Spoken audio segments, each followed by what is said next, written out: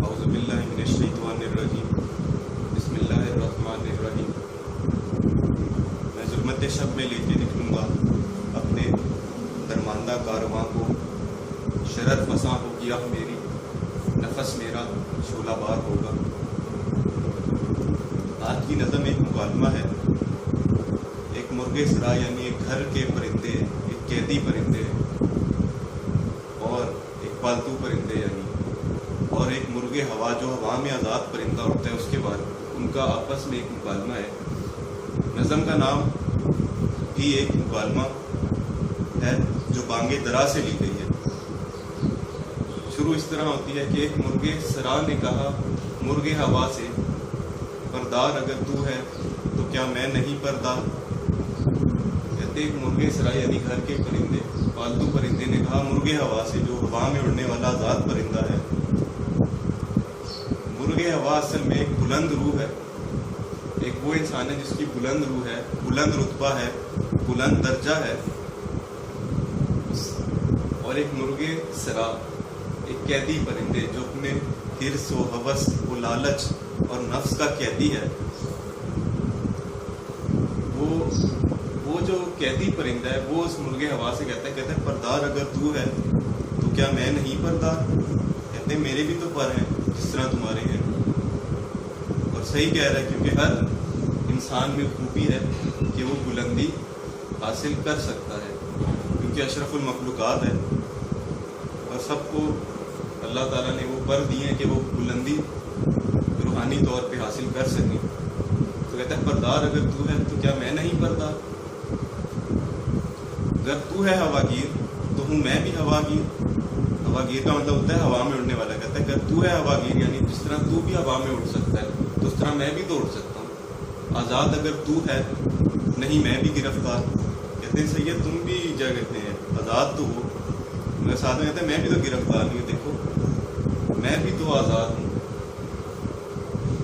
اب مرغے ہوا آزاد جو ہے نا اصل میں وہ اپنی خواہشوں، اپنے نفس، لوگ کیا کہیں گے اس چیز سے آزاد ہے، بے نیاز ہے۔ اور جو پالتو پرندہ ہے بے شک وہ اڑ سکتا ہوگا اپنے گھر کے چار دیواری کے اندر مگر وہ اپنی خواہشوں کا قیدی ہے، اپنے نفس کا قیدی ہے۔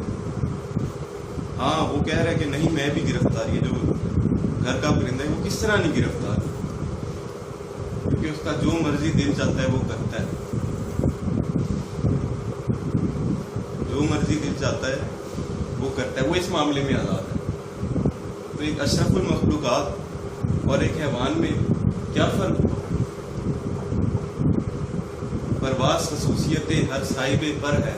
کہتے اڑنا تو پرواز خصوصیت ہر صاحب پر ہے، یعنی جس کے بھی پر ہے وہ تو ہوا میں اڑ سکتا ہے۔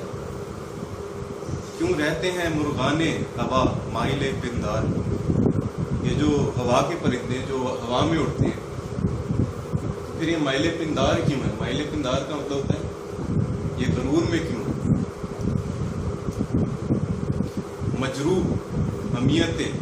مجروح حمیت جو ہوئی مرغے ہوا کی، مجروح حمیت کا مطلب ہوتا ہے کہ غیرت کو چوٹ لگنا، غیرت کو ٹھیس پہنچنا۔ حمیت جو ہوئی مرغے ہوا کی، اس بلند روح کی غیرت کو جب ٹھیس پہنچی، اسے ٹھیس اس وجہ سے پہنچی کیونکہ اس نے اسے کہا کہ تم کیوں اپنے غرور میں ہو، اور ایک بلند روح ہو، بلند فطرت یا بلند رتبہ انسان ہو وہ مغرور ہوتا ہی نہیں، تو اس وجہ سے اس کی غیرت کو ٹھیس پہنچی۔ یوں کہنے لگا سن کے یہ گفتار دل آزار، کہتے ہیں اب یہ اسے جواب دیتا ہے، اس کی دل آزار گفتگو کا نا جواب دیتا ہے۔ یوں کہنے لگا سن کے یہ گفتار دل آزار، کچھ شک نہیں پرواز میں آزاد ہے تو بھی۔ کہتے ہیں اس میں کوئی شک نہیں تم بھی آزاد ہو پرواز میں۔ اللہ تعالیٰ نے تمہارے اوپر دیا ہوا کہ تم کرنا کیا چاہتے ہو، تم بھی آزاد ہو۔ حد ہے تیری پرواز کی لیکن سرے دیوار، کہتے ہیں بس تم دیوار کے کونے تک جا سکتے ہو، تمہاری پرواز اتنی ہے، یعنی تم جسم کی ہوس لالچ کے قیدی ہو۔ کہتے ہیں تم اڑ نہیں سکتے صحیح طرح کیونکہ تم قیدی ہو۔ واقف نہیں تو ہمت مرغان ہوا سے، تو خاک نشیمن انہیں گردوں سے سروکار۔ کہتے ہیں تمہیں پتہ نہیں ہے کہ جو مرغان ہوا ہیں، یہ جو بلند روح ہیں، یہ جو آزاد لوگ ہیں، ان کی ہمت کتنی ہے، تم ان سے واقف نہیں ہو۔ تو خاک نشیمن انہیں گردوں سے سروکار۔ آیت نمبر 54 ہے سورہ مائدہ کی، اس کے اندر اللہ تعالیٰ کہتے ہیں، ان لوگوں کے بارے میں اللہ تعالیٰ ذکر کرتے ہیں جن سے اللہ محبت کرتا ہے اور وہ اللہ سے محبت کرتے ہیں، کہ وہ لوگ ہیں جو اللہ کی راہ میں سخت محنت کرتے ہیں۔ اور دوسرا مطلب یہی تھا کہ اللہ تعالیٰ کی راہ میں سخت لڑتے ہیں اور لوگوں کی ملامتوں سے نہیں ڈرتے، کیونکہ سخت کوشش کرنا یا سخت لڑنا اپنے نفس سے یا کسی جابر حکمران سے، اس کے لیے ہمت چاہیے۔ تو اس وجہ سے کہہ رہے ہیں واقف نہیں تو ہمت مرغان ہوا سے، کہ تمہیں نہیں پتا یہ جو بلند روحیں ہیں، بلند رتبہ، بلند فطرت لوگ ہیں، ان کے اندر کتنی ہمت ہے۔ جس طرح قرآن کی آیت میں ذکر ہے کہ وہ لوگوں کی ملامتوں سے بھی نہیں ڈرتے، اس کے لیے بھی ہمت چاہیے ہوتی ہے کہ لوگ کیا کہیں گے، تو اس سے آزاد ہونا۔ اور اللہ تعالیٰ اس آیت میں یہ بھی کہتے ہیں کہ یہ میری رحمت ہے، جس کو چاہے دے دوں۔ اگلے مصرے میں کہتے ہیں تو خاک نشیمن انہیں گردوں سے سروکار۔ کہتے ہیں تو خاک نشیمن، تیرا مٹی کا گھر ہے، تو بستی سے تعلق رکھتا ہے، تو جسم کی حوث سے زیادہ تعلق رکھتا ہے۔ انہیں جو آزاد پرندے ہیں انہیں گردوں سے سروکار، انہیں آسمان سے سروکار، وہ بلند روحیں ہیں، وہ کہاں اس کے قیدی ہیں جسم کے۔ اگلا شعر فارسی کا ہے، اس کے اندر کہتے ہیں کہ دیکھو تم تو گھر کے پالتو پرندے ہو، تم اپنی خوراک مٹی میں تلاش کرتے ہو،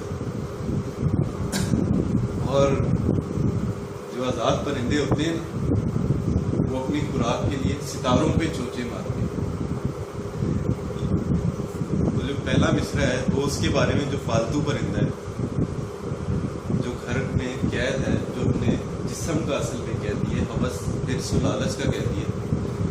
نہیں تم تو بھائی ادھر مٹی سے تعلق ہے تمہارا، تم تو پس فطرت ہو۔